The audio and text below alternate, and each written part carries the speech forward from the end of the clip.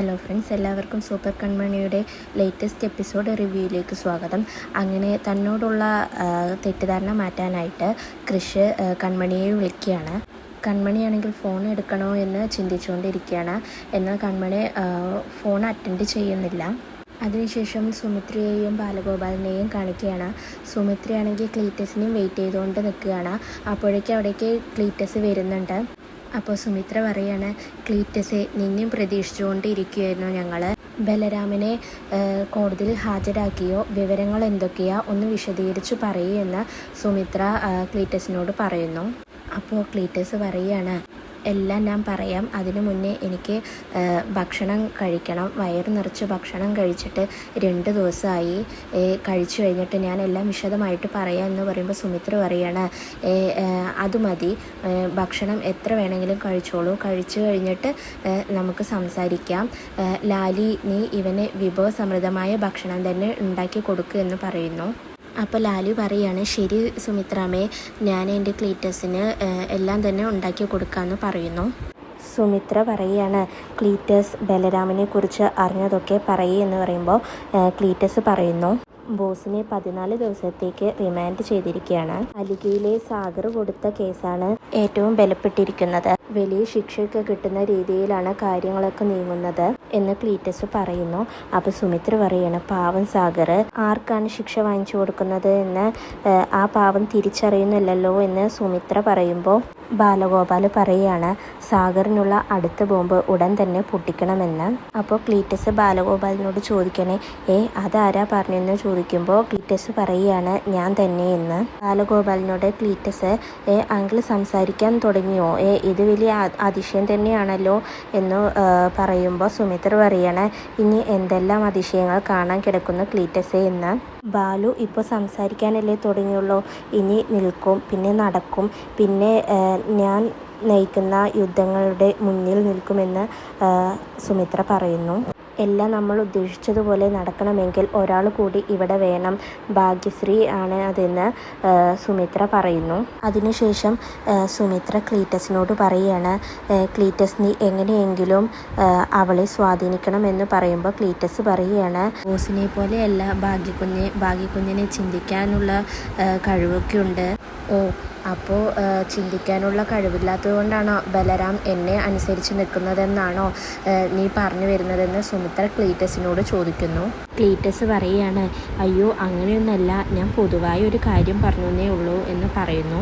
അപ്പോൾ ലാലി പറയുകയാണ്, ഭാഗ്യക്കുഞ്ഞിനെ മാത്രം ആക്രമിച്ചത് എന്തായാലും ശരിയായില്ല, അതിന് അവൾക്ക് നല്ല ദേഷ്യമുണ്ടെന്ന് പറയുമ്പോൾ സുമിത്ര പറയുന്നു, ഞാൻ അവളെ ആക്രമിച്ചതല്ല, ശിക്ഷിച്ചതാ. തെറ്റ് ചെയ്തത് ആരാണെങ്കിലും ഞാൻ ശിക്ഷിക്കും. ഈ കുടുംബത്തിൽ നിന്നിട്ട് നമ്മുടെ ശത്രുവായ ആ കൺമണിയെ അവൾ സഹായിച്ചു. വിവരങ്ങൾ ഓരോന്നോരോന്നായി അവൾ ഒറ്റിക്കൊടുത്തു. അവൾ കൺമണിയുടെ രക്ഷക ചമഞ്ഞ് നടക്കുകയായിരുന്നു. എന്നെ ചതിച്ചവൾക്ക് ഞാൻ ശിക്ഷ കൊടുത്തു. പക്ഷേ ഇപ്പോൾ അവളെ കൂടെ നിർത്തേണ്ട സാഹചര്യമാണ്. ക്ലീറ്റസെ, നീ എങ്ങനെയെങ്കിലും അവളെ കൂട്ടിക്കൊണ്ടുവരണം. അങ്ങനെ കൊണ്ടുവന്ന നീ പ്രതീക്ഷിക്കാത്ത ഒരു സമ്മാനം ഞാൻ നിനക്ക് തരുമെന്ന് സുമിത്ര പറയുന്നു. അപ്പോൾ ക്ലീറ്റസ് പറയുകയാണ്, എന്നാ ഞാൻ ഏറ്റു, അങ്ങനെയാണെങ്കിൽ ഞാൻ ഭാഗ്യക്കുഞ്ഞിനെ ഇങ്ങോട്ട് എങ്ങനെയെങ്കിലും കൊണ്ടുവരാം എന്ന് പറയുന്നു. അപ്പോൾ ബാലഗോപാൽ ഗുഡ് എന്ന് പറയുമ്പോൾ സുമിത്ര പറയുകയാണ്, കണ്ടോ ബാലു നല്ല സന്തോഷത്തിലാണ്. ബാലു, നമുക്ക് സാഗറിനെ ഒന്നുകൂടി മുഖാമുഖം കാണണ്ടേ എന്ന് സുമിത്ര ബാലഗോപാലിനോട് ചോദിക്കുന്നു. അപ്പോൾ ബാലഗോപാൽ പറയുകയാണ്, അതെ, സാഗറിനെ കാണണമെന്ന്. അപ്പോൾ സുമിത്ര പറയുന്നു, നമുക്ക് ഇന്ന് തന്നെ അവൻ്റെ വീട്ടിൽ പോകാമെന്ന്. അതിനുശേഷം സുമിത്രയും ബാലഗോപാലും കൂടിയിട്ട് സാഗറിൻ്റെ വീട്ടിലേക്ക് വരുന്നു. ആ സമയത്ത് കൃപയെ പരിചരിക്കുന്ന നേഴ്സായിരിക്കും വാതിൽ തുറക്കുന്നത്. ആ നേഴ്സ് ആരാ എന്ന് ചോദിക്കുമ്പോൾ ബാലഗോപാൽ സാഗറില്ലേ എന്ന് ചോദിക്കുന്നു. ഞാൻ വിളിക്കാമെന്ന് പറഞ്ഞ് നേഴ്സ് ഉള്ളിലേക്ക് പോകുന്ന സമയത്താണ് ആൻറ്റിയമ്മ വരുന്നത്. ആൻറ്റിയമ്മയോട് നേഴ്സ് പറയുകയാണ്, സാഗർ സാറിനെ അന്വേഷിച്ച് വന്നതാ എന്ന് ചോദിക്കുമ്പോൾ ആൻറ്റിയമ്മ തിരിച്ചു ചോദിക്കുകയാണ് ആരാ എന്ന്. അപ്പോഴേക്കും ബാലഗോപാലും സുമിത്രയും കൂടിയിട്ട് വീട്ടിനുള്ളിലേക്ക് വരുന്നു. സാഗറിൻ്റെ ഒരു ചങ്ങാതിയാണ്, ഒന്ന് വിളിക്കാമോ എന്ന് ബാലഗോപാൽ ചോദിക്കുമ്പോൾ, ചങ്ങാതി എന്ന് പറയുമ്പോൾ എവിടെയാ താമസം, അല്ല ഇതുവരെ കണ്ടിട്ടില്ല. ബാലഗോപാൽ പറയുകയാണ്, അത് സാഗറിനെ അറിയാമെന്ന്. അപ്പോൾ ആൻറ്റിയമ്മ ശരി എന്ന് പറഞ്ഞിട്ട് സാഗറിനെ വിളിക്കുന്നു. അങ്ങനെ സാഗറും സുജാതയും കൂടിയിട്ട് താഴേക്ക് വരികയാണ്. ഇവരെ കാണുന്നതോടുകൂടി സാഗറും സുജാതയും ഷോക്കായി നിൽക്കുന്നു. സാഗറെ പെട്ടെന്ന് തന്നെ സ്റ്റെപ്പ് ഇറങ്ങി താഴേക്ക് വരുമ്പോഴേക്കും സുജാത പറയാണ് സാഗർ വേണ്ട എന്ന് പറയുന്നു. സാഗർ അപ്പോൾ പറയാണ്, ആരാ ഇവർക്ക് വാതിൽ തുറന്നു കൊടുത്തത്? ആരാ അവരെ ഇതിനു അകത്തേക്ക് കയറ്റിയത്? പുറത്തിറക്കുക അവരെ, ഇല്ലെങ്കിൽ ഞാൻ ഇവരെ ചവിട്ടി പുറത്താക്കും. ആൻറ്റിയമ്മ അപ്പോൾ ചോദിക്കുന്നുണ്ട്, എന്താ അനിയൻ കുട്ട എന്ന്. നേഴ്സ് അപ്പോൾ പറയുകയാണ്, സാറിനെ അറിയാമെന്ന് പറഞ്ഞതുകൊണ്ടാണ് ഞാൻ കയറ്റിയത്. ഇവൻ ആരാണെന്നറിയോ? 30 വർഷങ്ങൾക്ക് മുമ്പ് അലിഗ തകർക്കാൻ നോക്കിയിട്ട് സ്വയം തകർന്നു പോയവനാ. പേര് ബാലഗോപാൽ. ആൻറ്റിയമ്മ ഇത് കേൾക്കുമ്പോൾ ദേഷ്യത്തോടുകൂടി അവനോ എന്ന് പറയുന്നു. അപ്പോൾ സാഗർ പറയാണ്, ഇവൻ്റെ മകൻ്റെ പേര് പറഞ്ഞാൽ ചിലപ്പോൾ ചേച്ചിക്ക് മനസ്സിലാവും എന്ന് പറയുമ്പോൾ ആൻറ്റിയമ്മ ഇവൻ്റെ മകൻ്റെ പേര് എന്താണെന്ന് ചോദിക്കുന്നു. അപ്പോൾ സാഗർ പറയാണ്, ബലരാമൻ. ഇത് കേൾക്കുന്ന ആൻറ്റിയമ്മ പറയുകയാണ്, ആ പരമദുഷ്ടൻ്റെ അച്ഛനാണോ ഇത്? അടിച്ചു പുറത്താക്ക് ഇവനെ എന്ന് പറയുന്നു. അങ്ങനെ സാഗർ ബാലഗോപാലിനെ പുറത്താക്കാൻ പോകുമ്പോഴാണ് സുജാത വന്നിട്ട്, സാഗർ വേണ്ട. എന്നിട്ട് സുജാത ബാലഗോപാലിനോട് സുമിത്രയോടും പറയുകയാണ്, നിങ്ങളൊന്ന് ഇവിടുന്ന് പോവുമോ? നിങ്ങൾ ഞങ്ങളോട് ചെയ്ത ചതിക്ക് തിരിച്ച് എങ്ങനെ പ്രതികരിക്കാമെന്ന് പറയാൻ പറ്റില്ല എന്ന് സുജാത പറയുമ്പോൾ സുമിത്ര കൈകൂപ്പിക്കൊണ്ട്, ഞങ്ങൾ പറയുന്നതൊന്ന് കേൾക്കണം. സത്യം പറഞ്ഞാൽ രാമന് ഞങ്ങളേക്കാൾ സ്നേഹം നിങ്ങളോടാണ്. അവൻ്റെ അച്ഛനും അമ്മയായിട്ട് അവൻ കാണുന്നത് നിങ്ങളെയാണ്. അപ്പോൾ സാഗർ പറയാണ്, ഇതേ വെറുതെ സെൻറ്റിമെൻറ്റ്സ് കാണിച്ച് കാര്യം കാണാൻ വരരുത്. അവൻ അച്ഛ എന്നും അമ്മ എന്നും വിളിച്ച് അഭിനയിച്ചു, പക്ഷേ ഞങ്ങൾ ശരിക്കും യഥാർത്ഥത്തിൽ അവനെ മകനായി കരുതി. അതിനിടയിൽ സുജാത പറയുകയാണ്, അവൻ മകനാണു പോലും. അവൻ മകൻ ആണെന്ന് പറയുന്നതിനേക്കാൾ നല്ലത് ഞങ്ങൾ ആത്മഹത്യ ചെയ്യുന്നതാണ് എന്ന് പറയുമ്പോൾ ഇതെല്ലാം സുമിത്ര ഫോണിൽ വോയിസ് റെക്കോർഡ് ചെയ്യുകയാണ്. പിന്നീട് സാഗർ പറയുകയാണ്, പല ചതിയന്മാരെ കണ്ടിട്ടുണ്ട്, പക്ഷേ ഇതുപോലെ ഒരു ചതിയനെ കണ്ടിട്ടില്ല, ഇനിയൊട്ട് കാണുമില്ല. അവന് തൂക്കുകയറ് വാങ്ങിക്കൊടുക്കുക എന്നുള്ളതാണ് ഞങ്ങളുടെ ലക്ഷ്യം എന്ന് സാഗർ പറയുമ്പോൾ ബാലഗോപാൽ പറയുകയാണ്, സാഗറെ, എന്നോടുള്ള ദേഷ്യം എൻ്റെ മകനോട് തീർക്കരുത്. ഞങ്ങളെ വേണമെങ്കിൽ നീ കൊന്നോ, പക്ഷേ ആ പാവത്തിനെ നീ വെറുതെ വിട്ടേക്ക്. ബാലഗോപാൽ പറയുമ്പോൾ സാഗർ പറയാണ്, അവൻ്റെ ജീവിതം ഇനി ജയിലിലാണ്. അവന് വേണ്ടി ഇനി ആരും കരയും കാലു പിടിക്കൊന്നും വേണ്ട, ഇറങ്ങിപ്പോ എൻ്റെ വീട്ടിൽ നിന്ന് എന്ന് സാഗർ ബാലഗോപാലിനോട് സുമിത്രയോടും പറയുന്നു. അങ്ങനെ ബാലുവും സുമിത്രയും കൂടിയിട്ട് അവിടെ നിന്ന് പോകുന്നു. അതിനുശേഷം സുമിത്രയും ബാലുവും കൂടിയിട്ട് ലക്ഷ്യം വിജയിച്ച പോലെ പുറത്തേക്ക് നടന്നു വരുന്നതാണ് കാണിക്കുന്നത്. എന്നിട്ട് സുമിത്ര ബാലുവിനോട് പറയാണ്, നമ്മൾ വിചാരിച്ച കാര്യങ്ങളെല്ലാം കിട്ടിയിട്ടുണ്ട് ബാലു എന്ന് പറയുമ്പോൾ ബാലു പറയാണ്, നമ്മൾ വിചാരിച്ച കാര്യം സാധിച്ചു എന്ന് പറഞ്ഞുകൊണ്ട് അവർ പോകുന്നു. അതിനുശേഷം ആൻറ്റിയമ്മ സാഗറിനോട് പറയാണ്, തലയിലെടുത്ത് വെച്ചവർ തന്നെ പകരം ചോദിക്കുന്നതും പറയാനുള്ളതെല്ലാം പറയുന്നതും കേട്ടുകൊണ്ട് നിൽക്കുമായിരുന്നു ഞാൻ. തൃപ്തിയായി, കാര്യങ്ങളൊക്കെ മനസ്സിലായല്ലോ. മിന്നുന്നതെല്ലാം പൊന്നല്ല. കൺമണിയുടെ കാര്യത്തിലും ഇത് തന്നെയാണ്. ഇതെല്ലാം ഇനി വിട്ടേക്ക്, ബലരാമൻ്റെ കാര്യം കോടതി നോക്കിക്കോളും. ഇപ്പം നമ്മുടെ വിഷയം കൃഷിൻ്റെയും മാനസിയുടെയും കല്യാണവും കൃപയുടെ ചികിത്സയുമാണ് എന്ന് പറഞ്ഞിട്ട് ആൻറ്റിയമ്മ ഉള്ളിലേക്ക് പോകുന്നു. ഇതെല്ലാം കണ്ട് തകർന്നു നിൽക്കുകയാണ് സാഗറും സുജാതയും.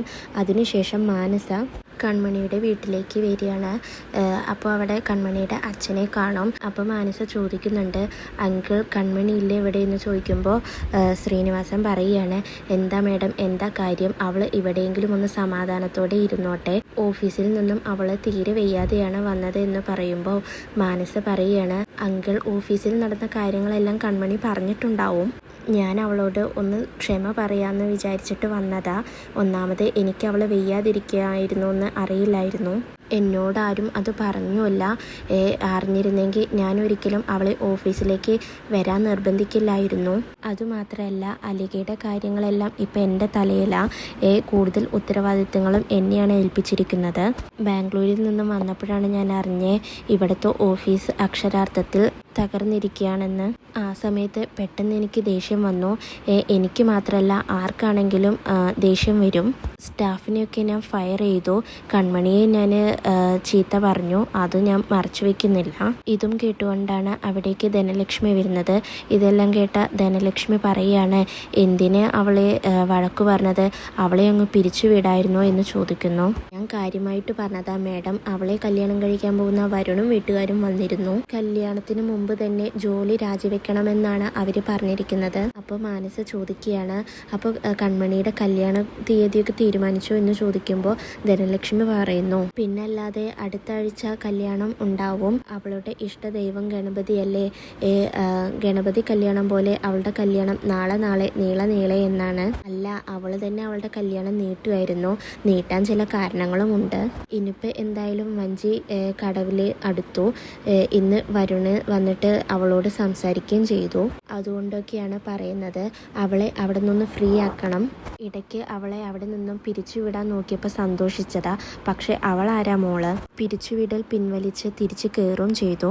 മേഡം എന്തെങ്കിലും ഒന്ന് ചെയ്തു തരണമെന്ന് ധനലക്ഷ്മി മാനസയോട് പറയുമ്പോൾ മനസ്സിൽ ചിന്തിക്കുകയാണ്, ഒട്ടും വിഷമിക്കണ്ട, അവളെ അവിടുന്ന് അടിച്ചു പുറത്താക്കുക എന്നുള്ളത് എൻ്റെ നിലനിൽപ്പിൻ്റെ ആവശ്യമാണ്. മാനസ ചിന്തിച്ചുകൊണ്ട് നിൽക്കുന്നത് കാണുന്ന ധനലക്ഷ്മി മാനസയോട് അപ്പോൾ ചോദിക്കുകയാണ്, മേഡം എന്താ ചിന്തിക്കുന്നത് എന്ന്. അപ്പോൾ മാനസ പറയണ, അല്ല, അവളെ ഒന്ന് കല്യാണം കഴിപ്പിച്ചു വിടാൻ ഇത്രയും തിരക്ക് കൂട്ടുന്ന ഏടത്തിയമ്മയുടെ ഒരു കാര്യം ആലോചിക്കുകയായിരുന്നു ഞാൻ എന്ന് മാനസ പറയുന്നു. അപ്പോൾ ധനലക്ഷ്മി ശ്രീനിവാസനെ നോക്കിയിട്ട് പറയാണ്, ഇപ്പം ഈ പറഞ്ഞ കാര്യം ഇവിടേക്ക് കൂടി ഒന്ന് പറഞ്ഞു കൊടുക്കണം. എന്നിട്ട് ശ്രീനിവാസനോട് ധനലക്ഷ്മി പറയുകയാണ്, ഇപ്പം കണ്ടോ, വീട്ടിൽ മാത്രമേ എനിക്ക് വിലയില്ലാത്തതുള്ളൂ എന്ന് ധനലക്ഷ്മി പറയാണ്. അപ്പം മാനസ ശ്രീനിവാസനോട് ചോദിക്കുകയാണ്, അങ്കിൾ ഞാനൊന്ന് കൺമണിയെ കണ്ടോട്ടെ എന്ന്. അപ്പോൾ ശ്രീനിവാസൻ ശരി എന്ന് പറയുന്നു. അതിനുശേഷം ധനലക്ഷ്മി മാനസയോട് പറയാണ്, മേഡം ഒരു കാര്യം കൂടിയുണ്ട്, അലിഗയിൽ നിന്നും ആരെ അടുപ്പിക്കരുതെന്നാണ് വരുണ് പറഞ്ഞിരിക്കുന്നത്. പക്ഷേ കുഴപ്പമില്ല, മേഡം കണ്ടോളൂ, ഞാൻ പറഞ്ഞ കാര്യം ഒന്ന് പരിഗണിച്ചാൽ മതി പറയാണ്. അതിനുശേഷം മാനസ കൺമണിയെ കാണാൻ ഉള്ളിലേക്ക് പോകുന്നു. ശേഷം ശ്രീനിവാസൻ ധനലക്ഷ്മിയോട് പറയാണ്, ലക്ഷ്മി നീ ഇപ്പം തന്നെ വരുണുമായിട്ടുള്ള കല്യാണക്കാര്യം മേഡത്തിനോട് പറയണ്ടായിരുന്നു. ഇപ്പോഴും കൺമണിക്ക് വരുണുമായിട്ടുള്ള ബന്ധം അംഗീകരിക്കാൻ പറ്റിയിട്ടില്ലെന്ന് തോന്നുന്നു എന്ന് ശ്രീനിവാസൻ പറയുകയാണ്. അവളുടെ മനസ്സിൽ എന്താണെന്ന് അറിയില്ല എന്ന് ശ്രീനിവാസൻ പറയുമ്പോൾ ധനലക്ഷ്മി പറയുകയാണ്, അറിയണ്ട, ഇനി കാലും അറിയാൽ വരുണ് പെട്രോൾ ഒഴിച്ച് കത്തിക്കും എന്നാണ് പറഞ്ഞിരിക്കുന്നത്. കത്തിക്കുമെന്ന് പറഞ്ഞാൽ അവൻ എന്തായാലും കത്തിച്ചിരിക്കും. അമ്മായിയച്ഛനായി പോയി, ഇല്ലെങ്കിൽ ഞാൻ മുഖം അടച്ചൊന്ന് തന്നേനെ. അവൻ്റെ പണം മാത്രം വാങ്ങിക്കാം, പക്ഷെ അവനെ കൊള്ളൂല. 10 ഗുണം 10 ഗുണം. ഇതാണ് ഇങ്ങനെയുള്ള അച്ഛനെ ഇങ്ങനെയുള്ള മോളെ ഉണ്ടാകത്തുള്ളൂ. എൻ്റെ ഗതികേടിനെ ഈ വീട്ടിൽ തന്നെ വന്ന് കയറിയല്ലോ എന്ന് പറഞ്ഞിട്ട് ദേഷ്യപ്പെട്ടുകൊണ്ട് ധനലക്ഷ്മി പോവുകയാണ്. അതിനുശേഷം മാനസ കൺമണിയുടെ റൂമിലേക്ക് വരുന്നു. കൺമണിയാണെങ്കിൽ നല്ല ഉറക്കത്തിലായിരിക്കും.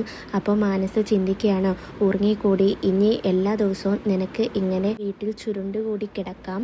അലിഗയിൽ നിന്റെ സേവനം അവസാനിച്ചിരിക്കുക.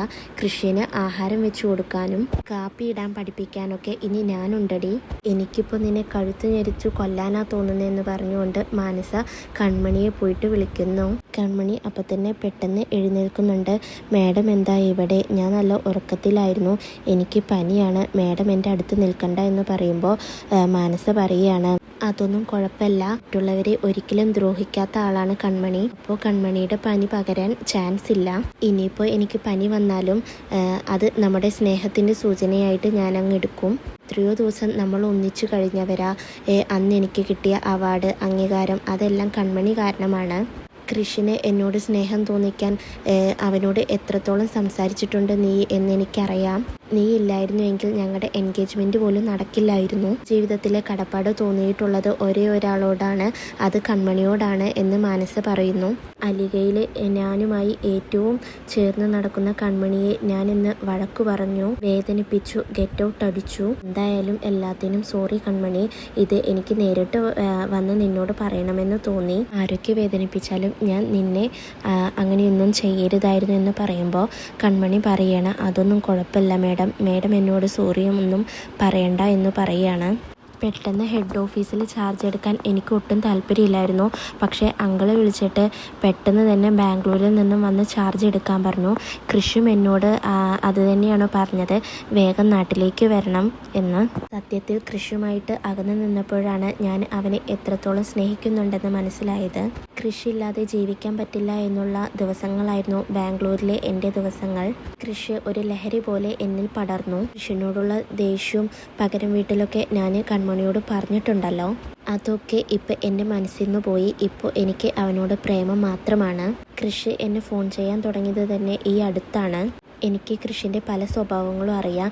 കാണാൻ കൊള്ളാവുന്ന പെണ്ണുങ്ങളുടെ പിന്നാലെ അവൻ പോവും. അവന് പല പെണ്ണുങ്ങളുമായി ബന്ധമുണ്ടായിരുന്നു. അതെല്ലാം അവൻ എന്നോട് തുറന്നു പറഞ്ഞിട്ടുമുണ്ട്. പെണ്ണുങ്ങളെ വളയ്ക്കാൻ അവന് നല്ല മിടുക്കാണ്. അവൻ അവരെ പറഞ്ഞു വിശ്വസിപ്പിക്കും. കൃഷിൻ്റെ മനസ്സിൽ ആ പെണ്ണ് മാത്രമേ ഉള്ളൂ എന്ന് അവൻ പറഞ്ഞു വിശ്വസിപ്പിക്കും. അങ്ങനെയാണ് ചില പെണ്ണുങ്ങൾ അവൻ്റെ വലയിൽ വീഴുന്നത്. ചിലർക്കറിയാം അവൻ കുറച്ചു കഴിഞ്ഞാൽ വിട്ടിട്ട് പോകുമെന്ന്. അവരാണെങ്കിൽ അവനിൽ നിന്ന് പല നേട്ടങ്ങളും നേടും. എന്നാൽ ചില കാമുകിമാർ കണ്ണീരും ഒഴിപ്പിച്ച് നടക്കും. ചില ബുദ്ധിമതികളാകട്ടെ കൃഷിനെ കളഞ്ഞ് വേറെ ചെക്കനും കെട്ടി സുഖമായി ജീവിക്കും. കൃഷും ചില കാര്യങ്ങളൊക്കെ എന്നോട് പറഞ്ഞു.